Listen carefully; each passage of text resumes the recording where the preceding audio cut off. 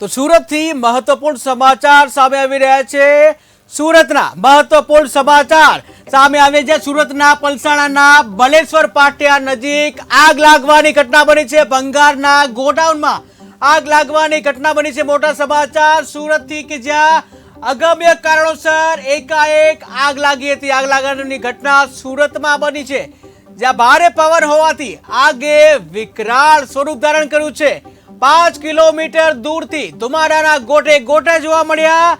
સુરતની ઘટના, જ્યાં સુરતના પલસાણાના બલેશ્વર પાટિયા નજીક આગનો બનાવ બન્યો છે, જ્યાં ભંગારના ગોડાઉનમાં વિકરાળ આગ લાગવાનો બનાવ બન્યો છે કે જ્યાં અગમ્ય કારણોસર એકાએક આગ લાગી છે। આગને જે વિકરાળ સ્વરૂપ ધારણ કર્યું, જ્યાં ધુમાડાના ગોટે ગોટા જોવા મળ્યા, તો ભારે પવન હોવાથી આગે વિકરાળ સ્વરૂપ ધારણ કર્યું, જ્યાં 5 કિલોમીટર દૂરથી ધુમાડાના ગોટે ગોટા જોવા મળ્યા।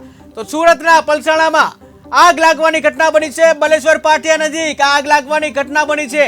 ભંગારનું જે ગોડાઉન છે, ભંગારના ગોડાઉનમાં આગ લાગવાની ઘટના બની છે। અગમ્ય કારણોસર એકાએક આગ લાગી ગઈ કે જ્યાં 5 કિલોમીટર દૂર ધુમાડાના ગોટે ગોટા જોવા મળ્યા।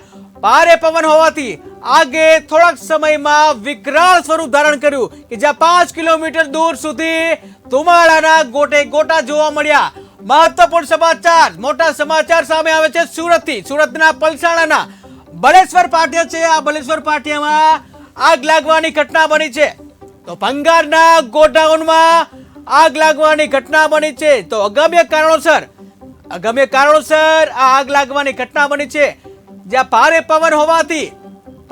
પવન હોવાથી આગે વિકરાળ સ્વરૂપ ધારણ કર્યું છે, અને જેના લીધે 5 કિલોમીટર દૂરથી ધુમાડાના ગોટે ગોટા જોવા મળ્યા કે જ્યાં મોટી ઘટના સુરતથી સામે આવી છે। ભંગારના ગોડાઉનમાં આગ લાગવાની ઘટના બની છે, જ્યારે ફાયર બ્રિગેડની ટીમ ઘટના સ્થળે પહોંચી છે।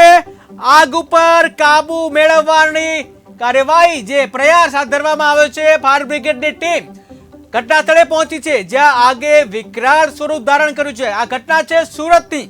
સુરતના જે આગ લાગવાની આ ઘટના બની છે, જ્યાં બલેશ્વર પાટિયા જે છે ત્યાં ઘટના બની છે। સુરતના પલસાણાના બલેશ્વર પાટિયા નજીક આગ લાગવાની આ ઘટના બની છે, જ્યાં ભંગારના ગોડાઉન છે, ભંગારના ગોડાઉનમાં આગ લાગવાની ઘટના બની છે।